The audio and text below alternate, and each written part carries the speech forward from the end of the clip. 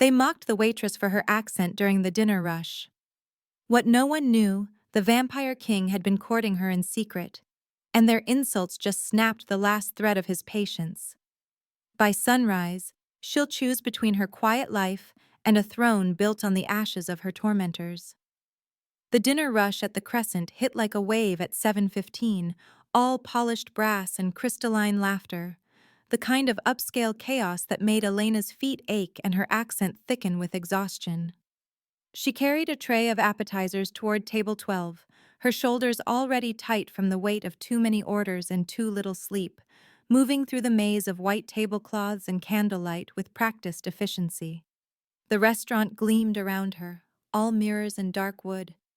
Gentle jazz filtering through speakers hidden in crown molding, the air heavy with rosemary and seared beef, and the particular tension that came from serving people who had more money than patience. She had worked here for 8 months, long enough to know which tables tipped well and which ones treated her like furniture. Long enough to memorize the wine list in 3 languages, even though her tongue still stumbled over certain English consonants.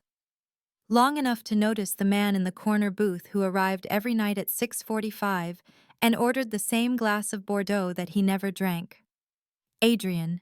She knew his name because he had given it to her in the second week, spoken in her native tongue with an accent that belonged to a century she had only read about in history books. She knew other things, too. Things that made her hands shake when she set down his untouched wine. Things she had noticed in the mirror behind the bar where his reflection should have been, but was not. The city had changed in the last decade, old laws surfacing like bones through thawing ground, treaties signed between human governments and creatures that had hidden in shadows for millennia. Vampires walked openly now, bound by the Treaty of Glass, a framework of rules and restrictions that kept the peace through a careful balance of fear and legal precedent. Most people treated it like exotic news, something happening in capitals and courtrooms, not in their neighborhood restaurants. But Elena had grown up in a country where old things never truly died, where her grandmother whispered about Strigoi and the deals people made when they were desperate enough. So when she saw Adrian cast no shadow in the candlelight, when she noticed how other diners unconsciously leaned away from his booth, she understood what he was and kept serving him anyway. He tipped her in antique gold coins, heavy things with faces she did not recognize, and he spoke to her in the language of her childhood about books and weather, and the small dreams she had saved in the cramped apartment she shared with 2 other waitresses. For 3 months this had continued, a strange courtship she did not fully understand, his presence becoming the only predictable comfort in her week of double shifts and aching loneliness. Tonight she had smiled when he arrived, tired but genuine, and he had nodded in that careful way he had, as though her smile was something precious that required acknowledgement. Then table 6 had started. They were regulars, 4 men in expensive suits, who came every Thursday and drank too much and complained about portions while leaving exactly 15%, the kind of customers who made her manager nervous and her co-workers resentful. She had approached with her notepad ready, her greeting practiced, and the largest one, Marcus, had grinned up at her with teeth too white and eyes too cold. "Say it again, sweetheart," he had called out as she recited the specials, his voice loud enough to cut through neighboring conversations. "Spaghetti, the way you say it, it is adorable." His companions had laughed, that braying sound men made when they wanted everyone to know they were having fun at someone else's expense, and Elena had felt her face burn, her tongue suddenly thick and clumsy in her mouth. She had continued, voice flattening into something mechanical, each word a small humiliation as they mimicked her vowels, her rolled consonants, the way certain sounds refused to cooperate no matter how many hours she spent practicing. Other tables had started to notice, heads turning, smiles forming, and she felt herself shrinking, shoulders curving inward, making herself smaller the way she had learned to do as a child when attention was dangerous. The tray trembled in her hands. She finished the recitation and whispered, "I bring your order soon," already turning away, already trying to disappear into the kitchen's safety. Then Adrian's voice cut through the noise, quiet as a blade sliding from a sheath. "Elena, come here." The restaurant did not know what he was. They saw an eccentric regular who wore old-fashioned suits and occupied the worst booth in the house, the one tucked into the corner where the air conditioning did not quite reach and the lighting was perpetually dim. They noticed his expensive watch and his perfect manners and the way he always paid in cash, crisp bills that smelled faintly of old paper and older secrets. They did not see what Elena saw, the way his shadow fell wrong against the wall, the way his fingers never touched the wine glass's stem, but somehow left frost patterns on the crystal, the way his eyes shifted from gray to something darker when he watched her move through the room. She had known since the second week, standing behind the bar during a slow Tuesday afternoon, polishing glasses and half watching the mirror's reflection. She had seen his booth empty in the silvered surface, even though she could clearly see him sitting there in reality, could see him reading a leather-bound book with pages yellow as old bone. No reflection. The realization had struck her like cold water, fear and fascination tangled together, but when she brought his wine that night, her hands had been steady, and he had thanked her in her grandmother's language, and somehow that had mattered more than what he was. Now he sat motionless in his usual place, the wine glass untouched as always, and his knuckles were white against the stem though he did not grip it, as though the glass itself was holding on to him to keep from shattering. His eyes had darkened from gray to red, a crimson so deep it looked black in the candlelight, and Elena saw his jaw tighten as Marcus launched into another impression of her accent, as table 6 dissolved into fresh laughter, as the humiliation spread through the dining room like spilled wine.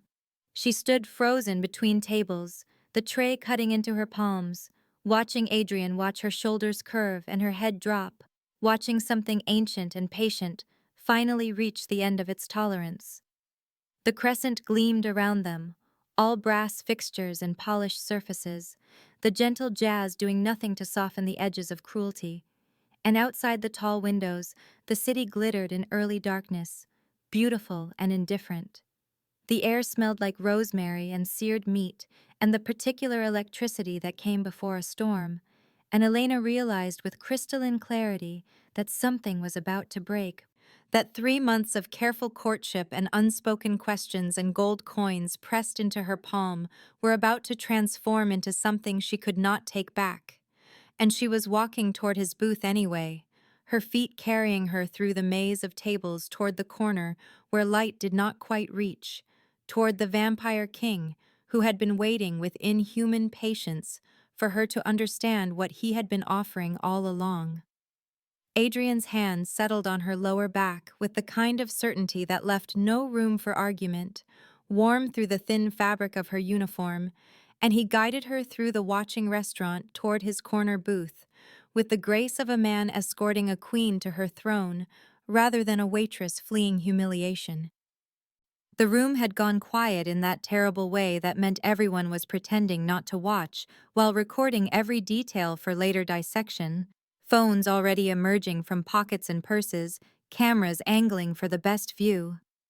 Elena's legs moved on autopilot, her face burning, her mind screaming that she should pull away, should return to the kitchen, should not let this strange man she barely knew make a scene on her behalf.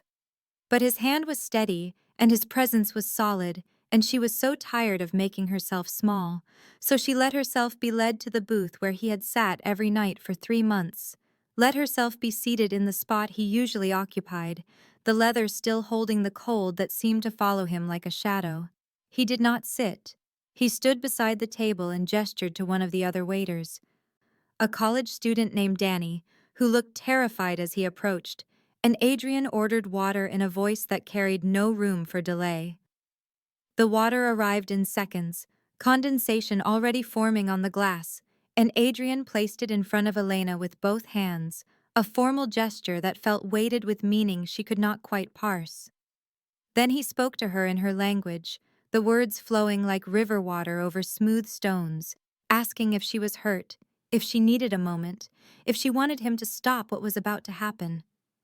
She stared up at him, this man who was not a man, whose eyes had faded back to gray, but whose presence filled the space like smoke, and shook her head because she did not trust her voice, and because she was not sure what she wanted, except for the humiliation to be over, for the watching eyes to find something else to consume.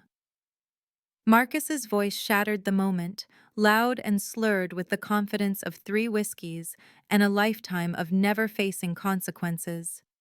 "Hey!" he called from table 6, his companions grinning like wolves who had found wounded prey. "What makes the waitress so special? She giving you something extra with the service."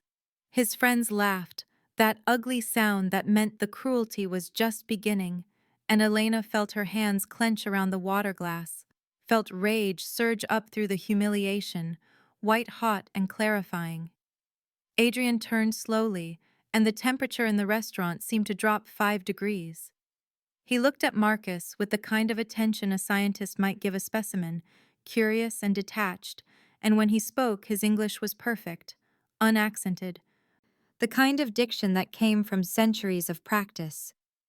"She is under my protection," he said, and the words landed like stones in still water, rippling outward. "Apologize." The simplicity of it was almost funny. Marcus blinked, his grin faltering, then rebuilt itself with effort. "Or what?" he asked, and his voice had an edge now, uncertainty sharpening into aggression. "You going to make me, old man?" Adrian smiled, and Elena saw several diners lean back in their chairs as though pulled by invisible strings. He stepped away from the booth, moving into the light, and for the first time the restaurant saw him clearly, saw how the candlelight bent wrong around him, saw how his shadow stretched too long across the floor, saw how the mirror behind the bar showed only empty space where he stood. Someone gasped. Someone else whispered vampire, the word spreading like fire through dry grass, and suddenly the genteel dining room transformed into something else, somewhere primal, the brass fixtures and white tablecloths unable to hide the sudden understanding that they were watching something ancient and dangerous play out according to rules most of them had only read about in news articles. The manager appeared from the kitchen, a thin man named Richard, who had hired Elena despite her accent because she worked harder than anyone else, and his face was pale as he hovered at the edge of the scene, clearly calculating whether intervening would save his liquor license or cost it. Marcus had gone white, but he was doubling down, his fear transmuting into the kind of bravado that got men killed, standing from his chair with his chest puffed out. "The Treaty of Glass," he said, and his voice shook just slightly. "You can't touch me without formal challenge. Everyone knows the law." Adrian's smile widened, and it was the most terrifying thing Elena had ever seen, all polite menace and cold amusement.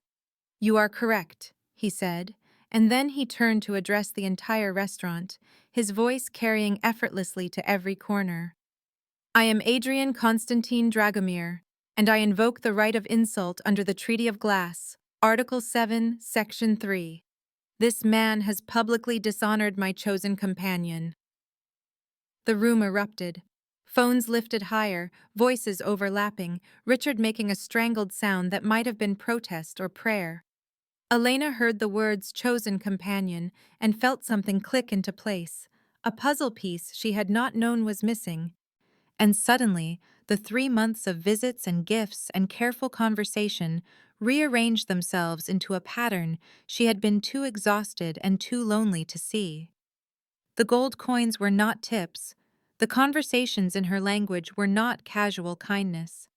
He had been courting her, formally, legally, according to vampire law that she had never learned, and every smile she had given him, every moment she had spent learning his name and asking about his evening, had been an answer to a question she had not known he was asking. "You have 2 choices," Adrian said to Marcus, who was now surrounded by his friends but somehow looked utterly alone.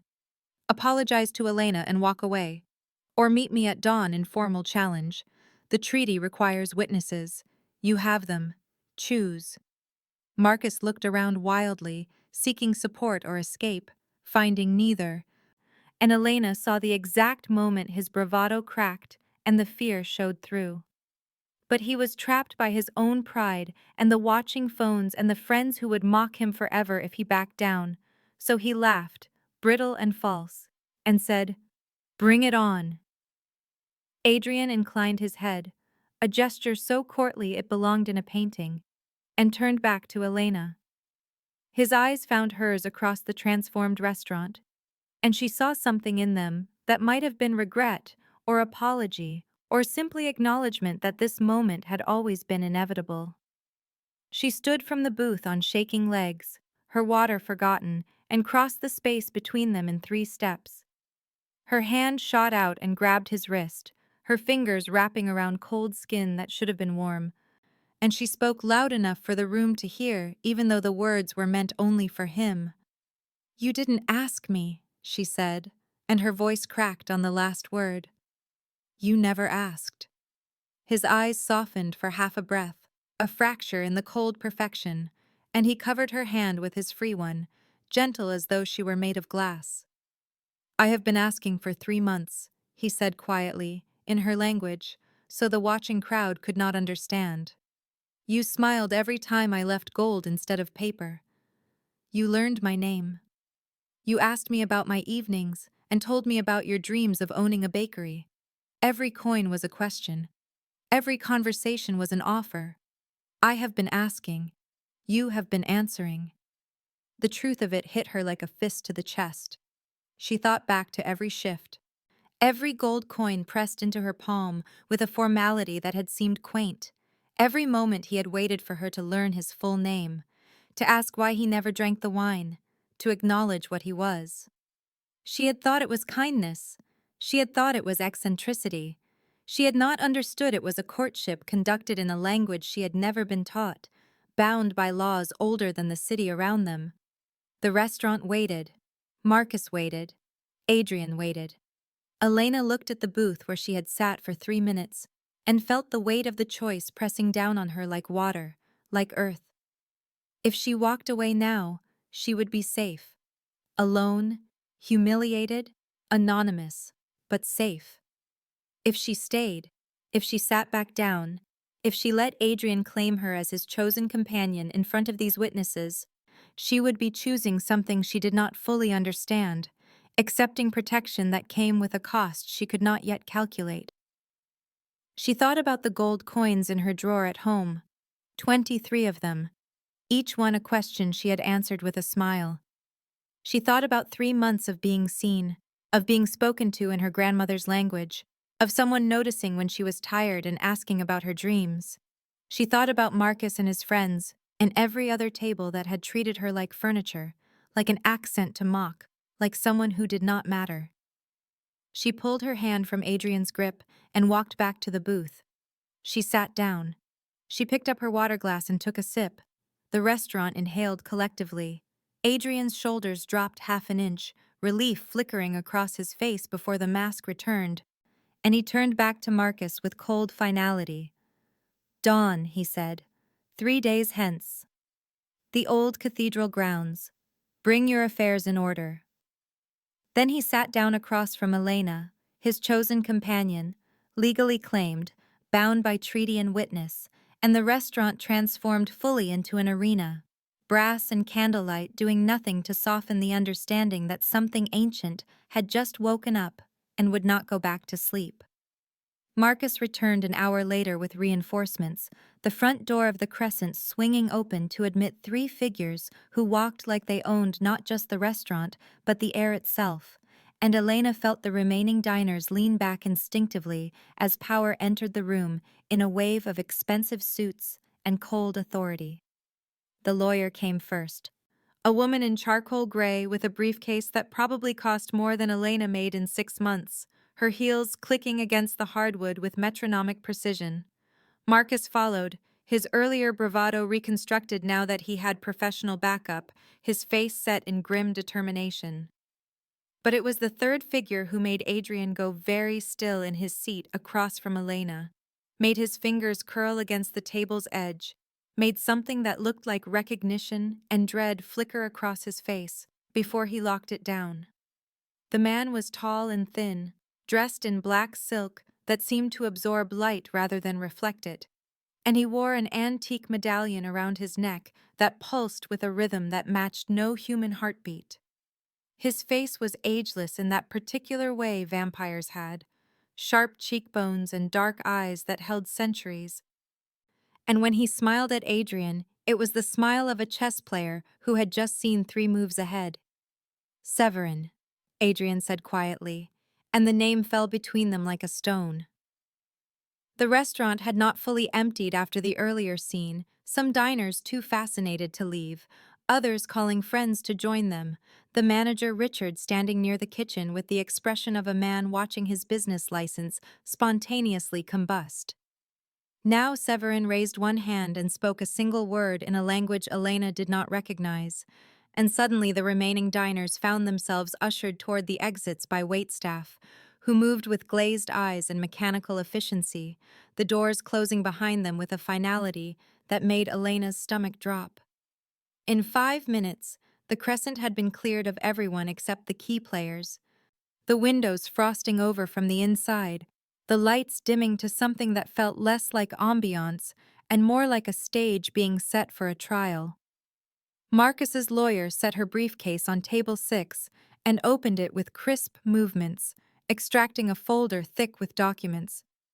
Severin moved to the center of the restaurant with the confidence of someone who had done this before, many times, his medallion catching the candlelight and throwing it back in colors that should not exist. Adrian remained seated in his booth, and Elena noticed he had not touched her since Marcus returned, had not looked at her directly, had positioned himself carefully to appear separate, even though everyone in the room knew what he had claimed an hour ago. Severin spoke, and his voice carried the weight of formal pronouncement, the kind of tone that turned conversation into legal proceeding. Adrian Constantine Dragomir, you have invoked the right of insult and claimed this woman as your chosen companion. Marcus Aldridge has petitioned the Council for review under the Witness Protection Clause, Article 12, which allows any human to refuse challenge if evidence suggests coercion in the formation of the companion bond. The air in the restaurant changed, thickening, and Elena felt something press against her skin like invisible hands. Do you contest this petition? Severin asked, and Adrian's jaw tightened, but he shook his head once, sharp. No contest, he said. Let the inquiry proceed. The lawyer pulled out photographs, spreading them across the table like playing cards, and Elena saw herself in each one, captured from angles she had never noticed, moments she had forgotten. There she was delivering Adrian's wine with her shoulders hunched, fear clear in the tension of her spine. There she was backing away from his booth with her eyes down, subservient. There she was standing near the bar with her hand pressed to her chest, as though her heart was racing, her face pale. Marcus's voice joined the lawyer's, and together they built a narrative that was technically true but completely wrong, describing a powerful vampire stalking a vulnerable immigrant, using wealth and intimidation to trap her into accepting attention she was too afraid to refuse. 2 other waiters gave brief testimony, Danny and a woman named Sarah, both describing how Elena had seemed nervous around Adrian, how she had sometimes taken extra time to gather courage before approaching his booth, how once they had seen her hands shaking after he spoke to her. It was all true. It was all missing the context, the way fear and fascination could tangle together, the way she had been nervous because she knew what he was and still chose to serve him, still chose to smile, still chose to learn his name. Severin listened with an expression of judicial neutrality that did not quite hide the satisfaction in his eyes. And when the evidence was presented, he turned to Elena with the kind of attention that made her feel dissected. You will testify under formal inquiry, he said, and the medallion at his chest pulsed brighter. The magic of the treaty compels truth. If you lie, we will know. If you refuse to answer, Adrian loses the right to challenge and faces sanctions for false claim of companionship. Do you understand? Elena nodded. her throat too dry for words, and Severin gestured for her to stand in the center of the restaurant, in the space between tables where light pooled like water. She moved on legs that felt disconnected from her body, aware of every eye on her, of Adrian sitting motionless in his booth with his face carefully blank, forbidden by protocol from speaking to her during inquiry. Marcus stood with his arms crossed and his lawyer beside him, and both wore expressions of grim triumph. Severin took a position directly in front of her, close enough that she could smell old paper and something metallic, and raised his hands in a gesture that made the air hum. The medallion flared. Elena felt something wrap around her ribs like wire, not painful but inescapable, a pressure that demanded honesty the way gravity demanded falling. "Did you know what Adrian was when you first accepted his attention?" Severin asked. And Elena heard her own voice answer yes, before she consciously chose to speak, the magic pulling truth from her like thread from a spool. "Did you feel afraid of him?" "Yes." "Did he give you gifts?" "Yes." "Did he speak to you in your native language?" "Yes." "Did you understand that these were formal courtship gestures under vampire law?" "No." The questions came faster, building a picture, and Elena felt fury rising beneath the fear, because she could hear how it sounded, how each truthful answer painted her as a victim and Adrian as a predator, and she could not explain the context, could not describe the loneliness that had made his attention feel like sunlight, could not make them understand that fear and choice were not mutually exclusive. Severin's eyes gleamed. "Did you accept his courtship of your own free will?" he asked, understanding what acceptance meant. The restaurant held its breath. The magic around Elena's ribs tightened, demanding truth, and she looked at Adrian for the first time since the inquiry began. His expression was carefully blank, but his hands were clenched white against the table, and his eyes held something that might have been plea or apology, or simply acceptance of whatever she chose. She looked at Marcus, who smirked like he had already won. She looked at Severin, who watched her with the patience of a spider who had spent hours spinning the perfect web. She thought about the gold coins in her drawer, about the books Adrian had brought her in her grandmother's language, about the way he had asked about her dreams of a bakery with genuine interest, about the loneliness she had seen in his ancient eyes that matched the loneliness in her own. "I didn't understand the law," she said, and the magic pulled the words from her, truth resonating in her bones. "But I understood him." She took a breath, and the next words came not from compulsion, but from choice. "Yes, I accepted." The lights flickered, the candles guttered. Something shifted in the air, a sound like crystals singing, and Elena felt a sharp pain in her chest, as though someone had hooked a thread around her heart and pulled. She gasped, stumbling, and saw Adrian jerk forward in his seat, his hand reaching out involuntarily. The thread between them became visible for half a second, a line of silver light stretching from her chest to his, and then it sank beneath their skin and disappeared. But Elena could still feel it, could feel the bond snap into place with a finality that made her knees weak. The restaurant's lights steadied. Adrian's eyes had closed, his shoulders dropping, relief stark on his face before he mastered it. Marcus's expression twisted into something ugly, his lawyer already flipping through documents looking for another angle. Severin stood very still, and Elena saw calculation flicker across his features, saw him reassessing whatever plan he had walked in with. "The challenge stands," Severin announced, his voice carrying formal weight. "Dawn, 3 days hence, at the old cathedral grounds." He looked at Elena with something that might have been respect, or might have been threat. "You are now legally recognized as Adrian's chosen companion. The bond is witnessed and sealed." He turned to Marcus. "Prepare your will." Marcus opened his mouth, closed it, opened it again. "This is insane," he said, his voice rising. "She was coerced. You saw the evidence."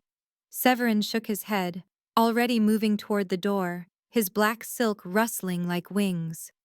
"The magic says she chose freely. Evidence of fear is not evidence of coercion." Many humans fear vampires. Few become companions. She understood him, she said. That is enough. The door opened, frost melting from the windows, and suddenly the outside world was visible again. A crowd pressed against the glass with phones raised, broadcasting live, recording the moment that Elena had stopped being anonymous and become a name that would trend across vampire and human social media alike. Severin paused at the threshold and looked back at Adrian with a smile that held no warmth. 3 days, he said. I will be very interested to see how this concludes. Then he was gone, the lawyer and Marcus following, and the restaurant returned to being just a restaurant, except Elena could feel the bond under her skin like a second heartbeat, could feel Adrian's presence even without looking at him, could feel the weight of choice settling around her shoulders like a cloak she had not asked for but had accepted anyway. She stood in the center of the crescent, in the space between tables, and understood that she had just traded her quiet life for something vast and complicated and dangerous, and there was no taking it back. The estate swallowed Elena whole the night of the inquiry, Adrian's guards appearing from nowhere to escort her through back streets, while news vans scrambled to follow, their headlights cutting through darkness like searchlights hunting prey. She had been allowed 10 minutes to pack a bag from her apartment, while two vampires stood watch, their presence turning her cramped bedroom into something from a fever dream. And then she was in a car with tinted windows speeding through the city toward a building she had only ever seen from a distance, the converted cathedral on the hill that everyone knew belonged to the Vampire King, but no one discussed in polite company. The gates opened for them without touch, iron scrollwork parting like a mouth, and Elena caught a glimpse of the crowd already gathering outside, humans and vampires both, some holding signs that called her a traitor to her species, others holding signs that called her a victim, none of them knowing her name, but all of them certain they understood her story. The cathedral rose against the night sky like an accusation. All Gothic spires and stained glass windows that glowed from within with colors that should not exist together. And when Elena stepped from the car into the courtyard, she felt the weight of stone and history press down on her like water. Adrian waited at the entrance, still wearing the same suit from the restaurant, and he gestured for her to follow him inside without speaking, his face unreadable in the strange light. The interior stole her breath. The nave had been converted into a great hall, the pews removed but the vaulted ceiling intact, stained glass filtering moonlight into pools of red and gold and blue across flagstone floors. Tapestries hung between the windows, ancient things depicting battles and treaties and coronations, and the air smelled like old stone and older magic. Guards moved through the shadows, vampires all of them, their eyes tracking her with the kind of attention that made her skin crawl. Adrian led her up a spiral staircase carved directly into the stone, up and up until they reached a corridor lined with doors. And he opened one to reveal a bedroom that was larger than her entire apartment, furnished with antiques that belonged in museums, dominated by a 4-poster bed that could sleep 6. Your room, he said quietly. You will be safe here. Then he left, the door closing behind him with a sound like a crypt ceiling, and Elena stood alone in the beautiful prison and wondered what she had done. The next 2 days became a blur of chaos that never touched her directly, but surrounded her like a storm, visible through every window and every screen. She woke the first morning to find the estate besieged, news crews camped outside the gates with satellite trucks and cameras, helicopters circling overhead until Adrian's people did something that made them veer away and not return.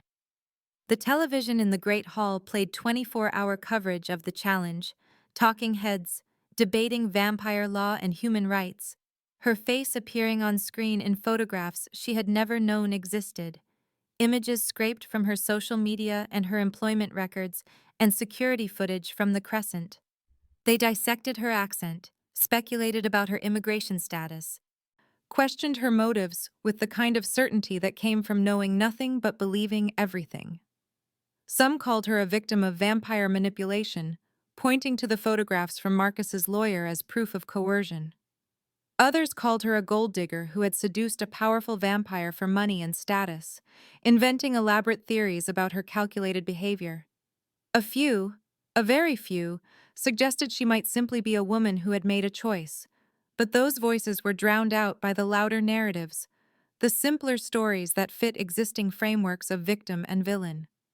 Marcus's allies launched a coordinated campaign, leaking stories to friendly journalists about Elena's past, inventing details when the truth was too boring. She had unpaid parking tickets that became evidence of criminal behavior. She had once been late on rent that became a pattern of financial irresponsibility. She had dated a man in college who they tracked down and paid to say she was manipulative and cold. None of it was true, but truth mattered less than narrative, and the narrative they built was of a woman who had trapped a vampire king for personal gain. Elena read every article, watched every broadcast, and refused to hide. Adrian's staff tried to discourage her, suggesting she rest, she avoid the news, she focus on preparing for what came next, but she insisted on seeing exactly what they said, on understanding the full scope of what her choice had cost. The guards watched her with expressions that cycled between pity and respect, and she ignored them all, sitting in the great hall with her phone and the television both running, absorbing the hatred and the speculation like someone studying a map of dangerous terrain.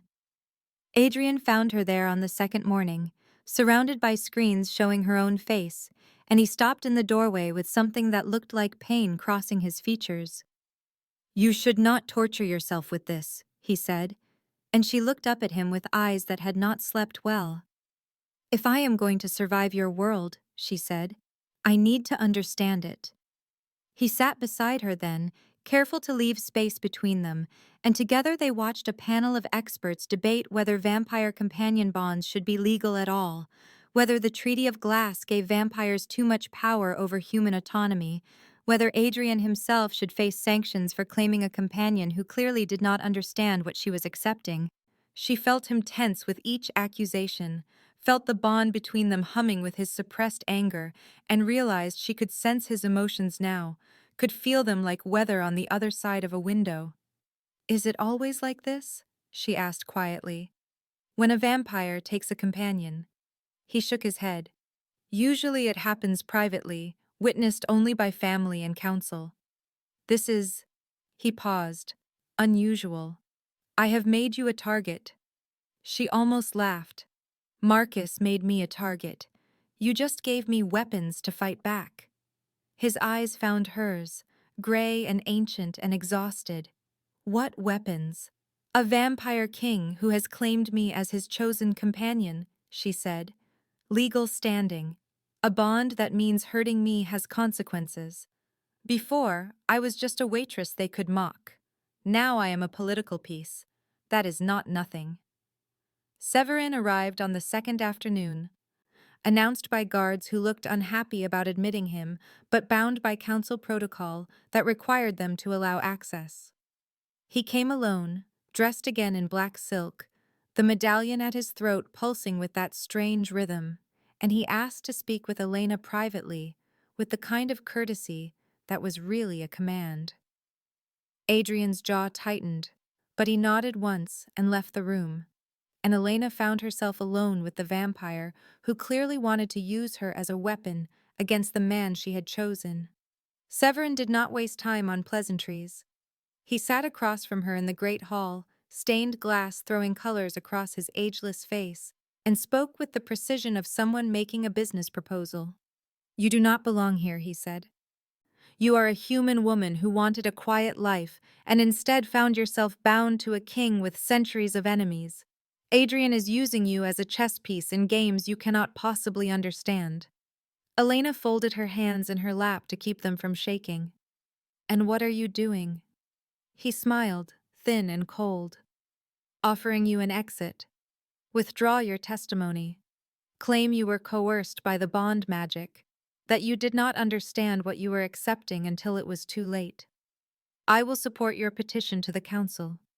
Adrian will lose the challenge, yes, but he will also be forced to release you from the bond." I can arrange money, a new identity, a life far from here where no one will know your name." She studied him, this ancient creature who spoke of her freedom while trying to trap her in a different cage. And in return, he said, "Adrian is weakened. He loses standing with the council. Other vampires see that claiming a companion makes you vulnerable rather than strong. Perhaps he faces sanctions. Perhaps he steps down. Perhaps the throne passes to someone with better judgment." "Someone like you," Elena said. Severine inclined his head. "I have served the council for 3 centuries. I understand politics. Adrian understands only war. He is a relic of a violent age, using violent methods. The Treaty of Glass requires different leadership." She looked at the television, muted now but still showing her face on screen, showing the crowd outside the gates, showing Marcus in an interview claiming he had only been defending himself from vampire aggression. "And Marcus," she asked, "what happens to him?" Severin waved a hand dismissively. "The challenge is void. He walks away." "A small price for removing a dangerous precedent." "You mean the precedent of vampires protecting their companions from public humiliation," Elena said, "or the precedent of humans having agency in vampire relationships, or maybe just the precedent of Adrian being willing to fight for someone." Severin's eyes hardened. "You are naive. Adrian does not fight for you. He fights for his pride, his territory, his power. You are a symbol he is defending, not a person. And you are trying to use me to destroy him," Elena said, standing. "At least Adrian gives me a choice." She walked out before he could respond, her hands shaking now that she had turned her back on him, and she found Adrian in the library, a room lined floor to ceiling with books in languages she did not recognize. He looked up when she entered, and she saw the question in his eyes. "He offered you a way out," Adrian said quietly. "Why did you refuse?" She sat in the chair across from his desk, exhausted and angry and clear-eyed. "Tell me the truth. Did you know this would happen?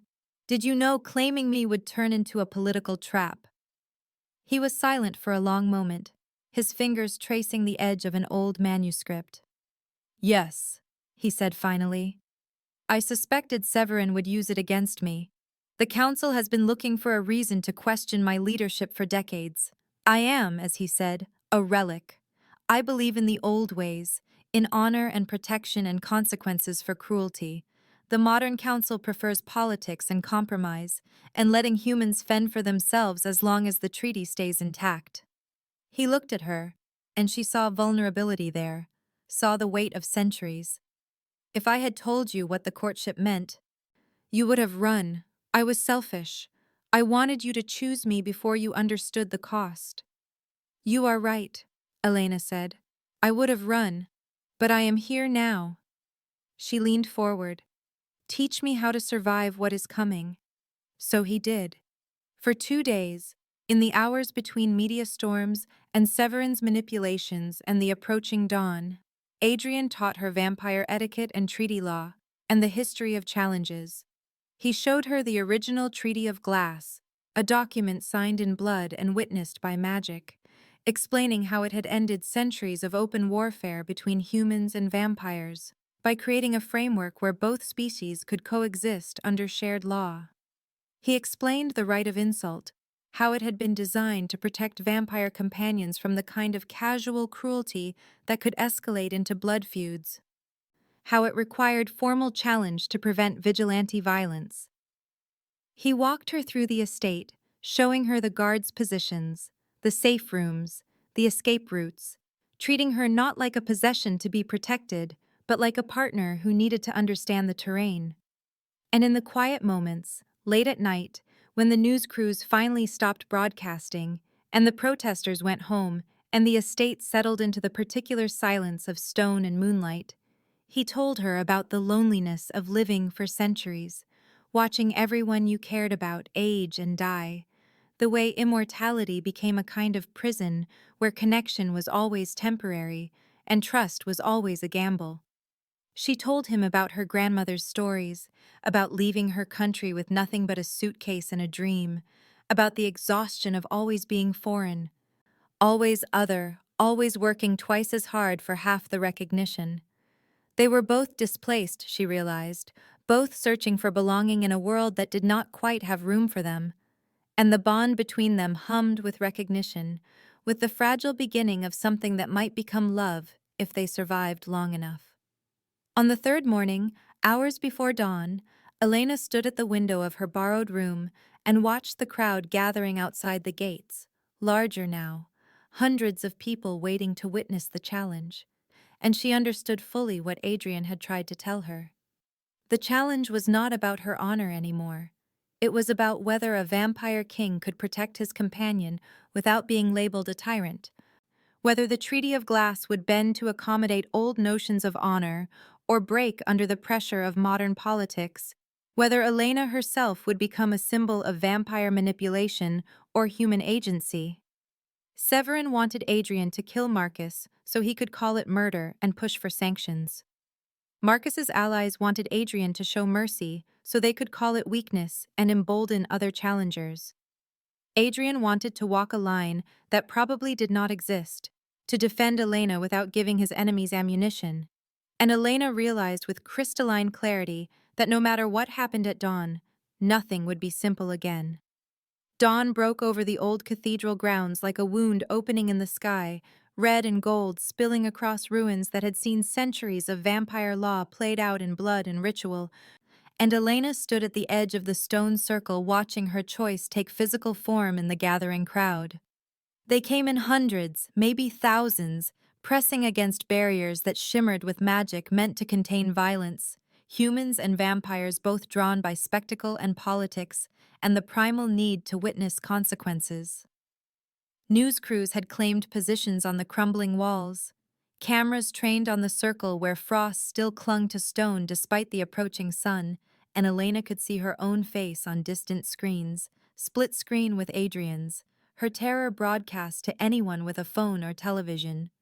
The council stood in formal array on the eastern side, 7 vampires in ceremonial black, Severin at the center wearing his pulsing medallion and an expression of judicial neutrality that fooled no one who knew how to read the satisfaction in his eyes.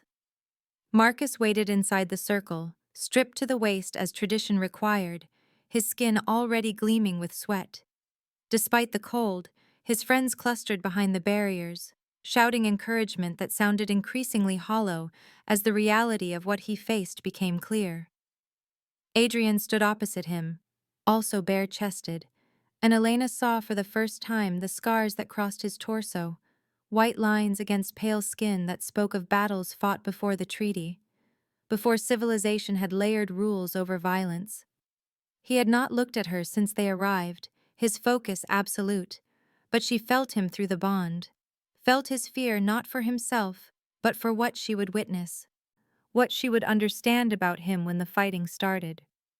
The challenge master stepped forward, an ancient vampire named Theron, who Elena had met briefly at the estate, his face lined with age that vampires rarely showed, his voice carrying across the grounds without amplification. By the Treaty of Glass and the old laws that precede it, he announced, we gather to witness formal challenge under the right of insult. Adrian Constantine Dragomir, Vampire King, has claimed protection of his chosen companion, Elena Vasile, against public dishonor. Marcus Aldridge has refused apology and accepted challenge. The combat will continue until first blood, surrender, or death. The treaty requires witnesses. You are witnessed. Begin. They moved. Marcus struck first, faster than Elena expected, inhumanly fast, crossing the circle in a blur that her eyes struggled to track, and his fist connected with Adrian's ribs with a sound like a tree splitting. Adrian absorbed the blow and countered, graceful as a dancer, his movements economical and precise, each strike aimed to disable rather than kill. They circled each other in the frost-covered stone, breath misting in cold air, and the crowd went silent except for gasps when blows landed, when blood first appeared, when the ancient ritual of violence unfolded according to rules older than the nations watching. Elena stood where protocol required, at the circle's edge designated for companions, her hands clenched so tight her nails cut into her palms. She had expected Adrian to dominate, had assumed centuries of experience would make this quick, but Marcus was matching him, was landing hits that drove Adrian back, was moving with speed and strength that seemed wrong even accounting for vampire enhancement. Adrian's face showed concentration, but also confusion, pain flickering across his features as Marcus's fist caught his jaw, as his ribs took another impact that should have broken bones, and Elena saw the exact moment Adrian realized something was wrong, saw calculation replace instinct in his eyes. He started holding back, letting Marcus press the advantage, taking damage he could avoid, and Elena did not understand until she saw Severin leaning forward slightly, saw the interested focus on the council member's face, saw the camera operators zooming in to capture every moment of the vampire king struggling against a human who should not be able to touch him. The trap crystallized in her mind with terrible clarity. Marcus had been enhanced, given strength beyond what the treaty allowed, and if Adrian killed him in what appeared to be a fair fight, Severin could claim the enhancement was natural adrenaline, could accuse Adrian of unnecessary violence, could paint the whole challenge as a tyrannical vampire executing a human who was only defending himself. If Adrian won without killing, if he showed mercy, other challengers would emerge, emboldened by the knowledge that the king could be beaten, that his protection came with hesitation. Either way, Severin won. Either way, Adrian's position weakened. Either way, Elena became the catalyst for his downfall. She watched Marcus land another impossible blow, watched Adrian's blood spray across frost-covered stone, watched the vampire king fight with one hand tied behind his back by politics and law, and fury ignited in her chest, hot enough to burn away fear. She had legal standing now. Severin himself had confirmed it during the inquiry. She was not just a companion, she was a recognized participant in vampire law, and that meant she had a voice. She stepped into the circle. The crowd gasped. Adrian's head snapped toward her, eyes wide with horror, and Marcus stumbled back, breathing hard, looking between them with confusion that quickly shifted to opportunity. Severin rose from his seat. "Companion," he called out, his voice sharp, "you violate protocol. Return to your position or the challenge is forfeit." Elena ignored him, walking to the center of the stone circle where blood and frost mixed in patterns that looked like art, where Marcus stood within striking distance, where Adrian had frozen in place. "Test him!" she shouted, loud enough to carry across the grounds, loud enough for every camera to capture. "He has been enhanced. This is not a fair challenge." The crowd erupted. Severin moved forward, his face twisting with anger barely contained beneath judicial composure. "She has no training," he said to the assembled council, "no standing to interpret what she sees. This is a transparent attempt to save Adrian from legitimate defeat." Theron, the ancient vampire who had announced the challenge, stepped forward with deliberate slowness, and Elena saw something that might have been approval flicker across his lined face. "The lady companion has the right to call evidence under Article 9, he said quietly. "She has eyes. If she suspects violation of treaty terms, the council must investigate. She has standing." Severin's jaw tightened. "This is unprecedented." Theron met his gaze. "So is enhancing a human challenger with blood magic and pretending it is natural. Test him." The council conferred, 7 vampires in a huddle that took less than 30 seconds, and when they separated, one of them approached Marcus with a small silver implement that looked like a tuning fork. Marcus backed away, his face going pale, and Elena knew before the test ever touched him that she was right. The vampire pressed the implement to Marcus's chest, and it flared bright red, the color of forbidden magic, of enhancement that violated every treaty provision about human and vampire interaction. The crowd roared. Cameras captured the red light from every angle. Severin's face went carefully blank. The council member holding the implement announced in a voice that shook with either rage or vindication that Marcus Aldridge had been enhanced with vampire blood magic, a violation punishable by sanction against both the human recipient and the vampire donor, that the challenge was declared void, that Marcus would be detained pending investigation. Marcus stood frozen for a heartbeat, his chest still glowing red, his friends behind the barriers already melting away into the crowd. Then his face twisted with humiliation and rage and desperate calculation, and his hand moved faster than Elena could track, producing a blade from somewhere, small and silver, and aimed directly at her throat. Adrian moved. For the first time in the fight, he stopped calculating, stopped measuring consequences, stopped being a king bound by politics, and simply became what he was, a vampire with centuries of killing honed into instinct. He crossed the space between them in less than a blink, faster than the cameras could capture clearly, and his hand caught Marcus's wrist in midair, the blade's edge an inch from Elena's skin. His other hand wrapped around Marcus's throat, lifting him off the ground with effortless strength, and the sound Marcus made was not human, was the high-pitched wheeze of a man realizing he had miscalculated fatally. Adrian caught the blade as Marcus's grip loosened, caught it barehanded, and Elena saw blood run down his wrist, saw the sun break fully over the horizon at that exact moment, saw light pour across the scene like divine judgment, illuminating Adrian from behind so he looked like something out of a painting, warrior angel or avenging demon. Beautiful and terrible. "You just gave me legal justification," he whispered to Marcus, too quiet for anyone but Elena and the dying man to hear. Then louder, his voice carrying across the suddenly silent grounds, to the council and the cameras and the watching world. "He attacked my companion. I claim right of execution under Article 7. Severin stood motionless, his face pale, his medallion pulsing rapidly against his chest.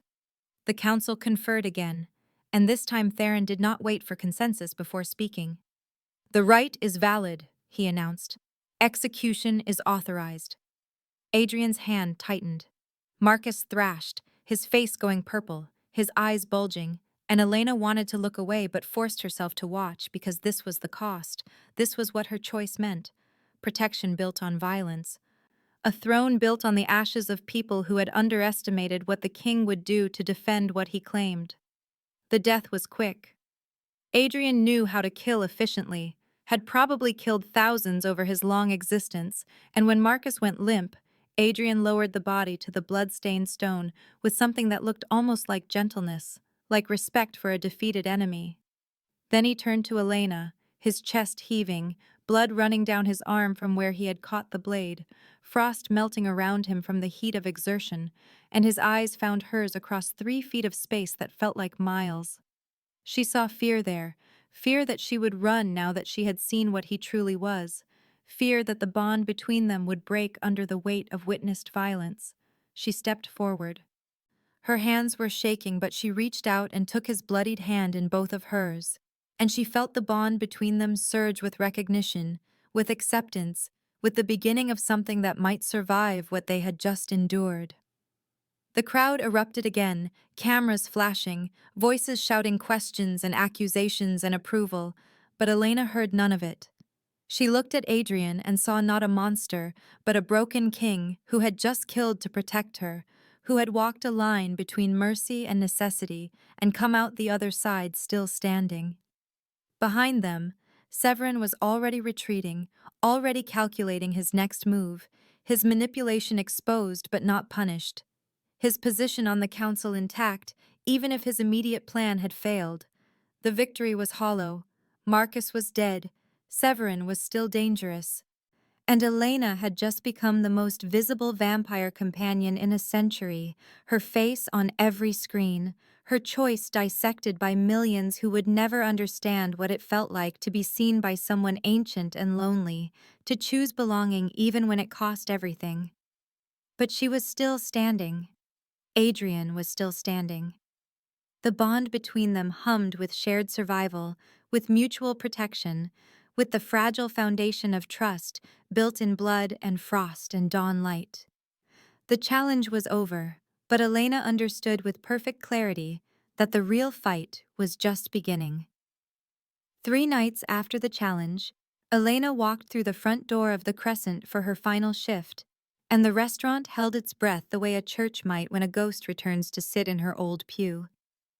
She had given her notice the morning after the execution, called Richard from the estate to explain in a voice that shook only slightly that she would work 1 more week to give him time to find a replacement, that she would not simply disappear even though disappearing would be easier. He had tried to refuse, had stammered something about understanding if she needed to leave immediately, about not wanting to cause her stress. But she had been firm because this mattered, because she would leave on her terms, walking out the front door with her head high rather than being carried away by circumstances she had not chosen.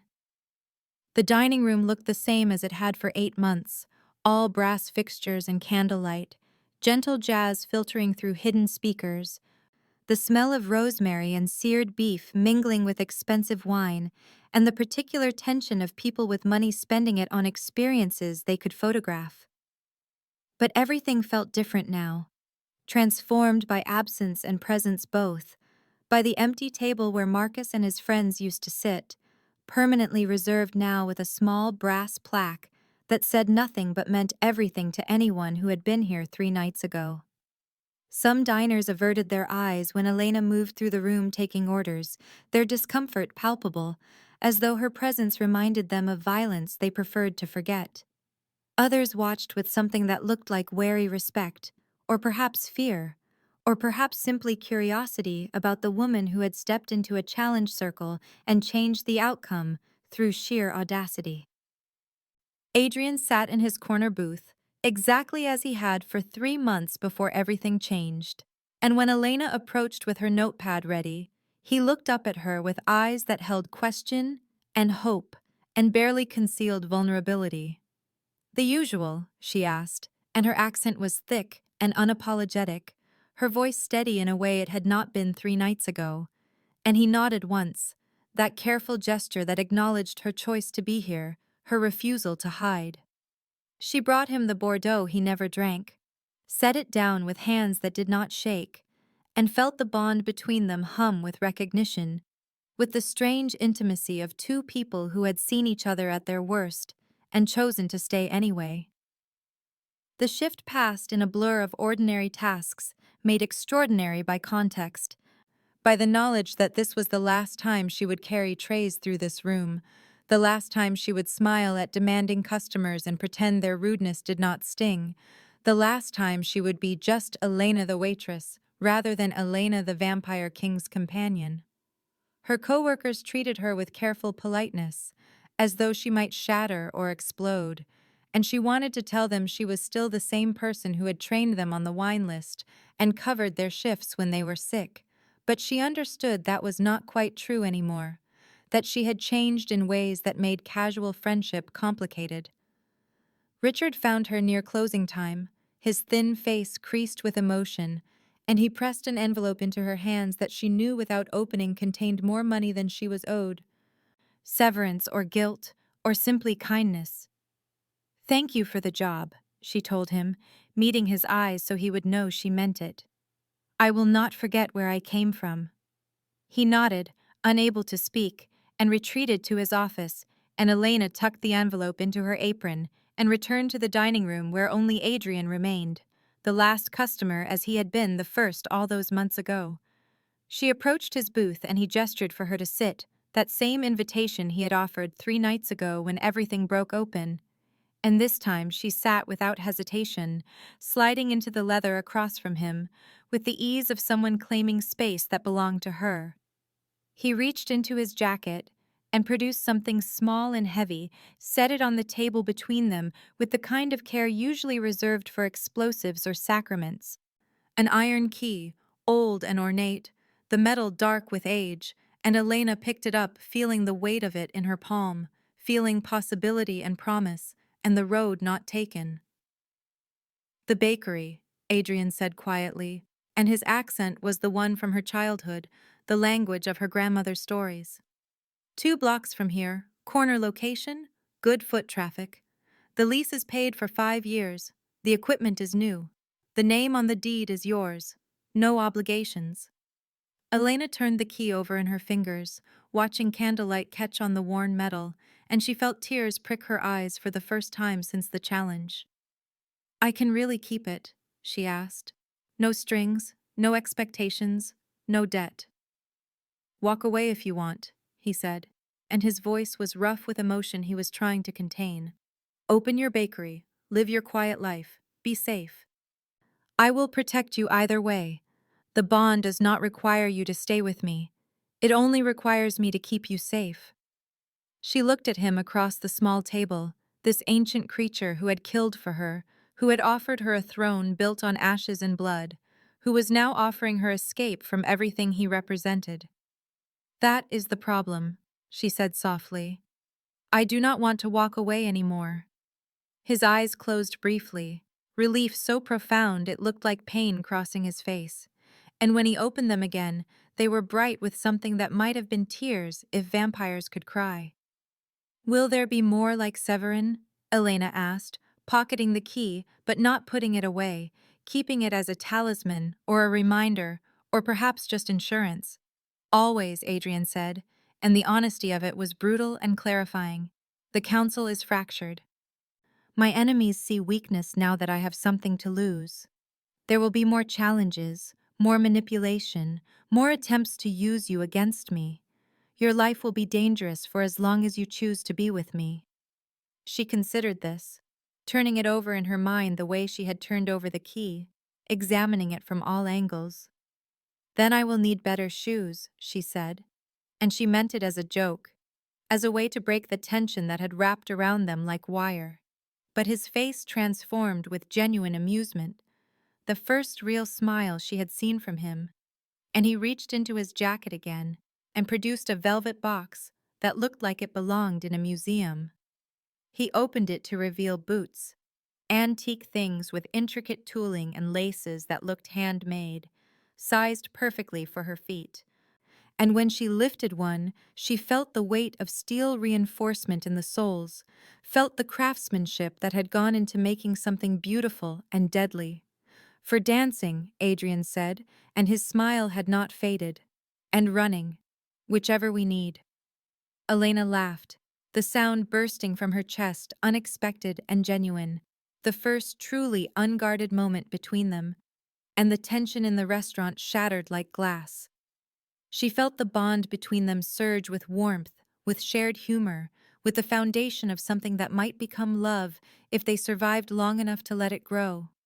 She stood from the booth, and he stood with her, and she gathered her things from the small locker in the back, changed out of her uniform for the last time, and walked back into the dining room wearing her street clothes and carrying the velvet box with its deadly beautiful boots. The crescent was empty now except for Adrian, the staff having retreated to give them privacy or perhaps simply to avoid witnessing whatever came next, and Elena moved through the space feeling smaller without the uniform, feeling more herself. She stopped at the door and looked back at the corner booth, at the empty table with its brass plaque, at the mirrors that showed her reflection, but not his, and she understood that she was leaving behind more than a job. She was leaving behind the woman who had worked here, the woman who had made herself small to survive, the woman who had not known her own worth. Then she noticed something that made her blood freeze, a figure in the shadows near the bar, half hidden by the angle of light, watching her with eyes that gleamed too bright, that reflected the candlelight like a cat's. Not a regular customer, not staff. Someone new, someone placed deliberately, someone whose presence felt like a message wrapped in threat. We have company, she murmured to Adrian, who had moved to stand beside her, and she felt his hand settle on her lower back, warm and steady. I know, he said quietly. Are you afraid? Yes, Elena said, because honesty seemed important now, seemed like the foundation they would build on if they were going to survive what was coming. But I am more afraid of running. The figure in the shadows did not move, did not approach, simply watched with patient malevolence that Elena recognized as Severin's work. Severin's next move in a game that would not end with Marcus's death, that would continue as long as she and Adrian chose each other. She could walk away now, could take the bakery key and disappear into a quiet life, could let Adrian face his enemies alone, could choose safety over belonging, solitude over partnership, the road not taken over the throne built on ashes. She met Adrian's gaze and nodded once, sharp and certain, and his hand tightened on her back in acknowledgement or gratitude or simply solidarity. He opened the door, and they walked out together into the night, into the city that glowed with evening traffic and neon, into the watching eyes of cameras that had never quite left, into the future that would be dangerous and complicated and full of enemies who wanted to use her as a weapon against the man she had chosen. But she was not walking alone.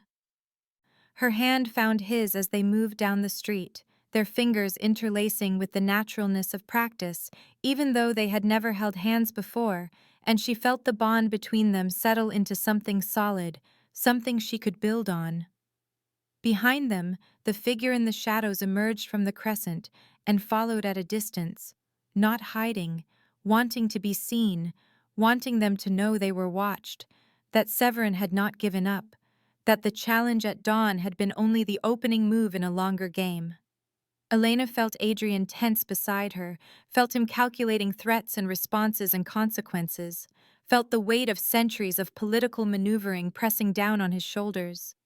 She squeezed his hand and he looked down at her with surprise and something that might have been wonder, and she smiled, small and fierce, the smile of a woman who had chosen her battlefield and was ready to fight.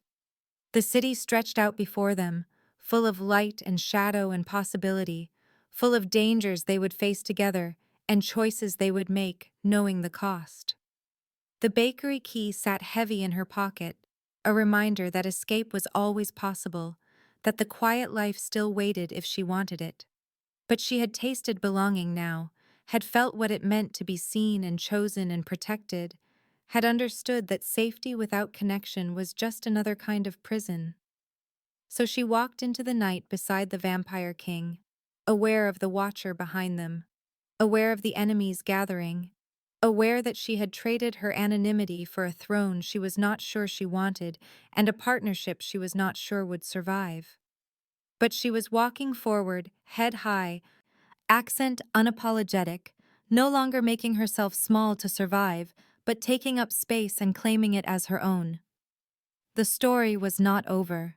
The fight was just beginning. But Elena was no longer the frightened waitress who had frozen when mocked, no longer the victim waiting to be saved. She was Adrian's chosen companion, legally bound and politically visible, a chess piece who had learned to play the game, and she would face whatever came next with her eyes open and her choice made, and the certain knowledge that she was worth protecting, worth fighting for, worth the ashes and blood it would cost to keep her safe. Together they disappeared into the city night, two figures moving through light and shadow, and behind them the watcher followed, patient and dangerous, carrying Severin's message that this was not finished, would never be finished, that the price of choosing love over safety was eternal vigilance and the acceptance that peace was always temporary. But Elena had made her choice. She had pocketed the key to her quiet life and walked toward the throne instead, and whatever came next, she would face it, not as a victim, but as a partner, not as someone being protected, but as someone who had learned to protect herself, not as the waitress with the mocked accent, but as the woman who had stepped into a challenge circle and changed her fate through sheer audacity and the refusal to be anything less than fully herself.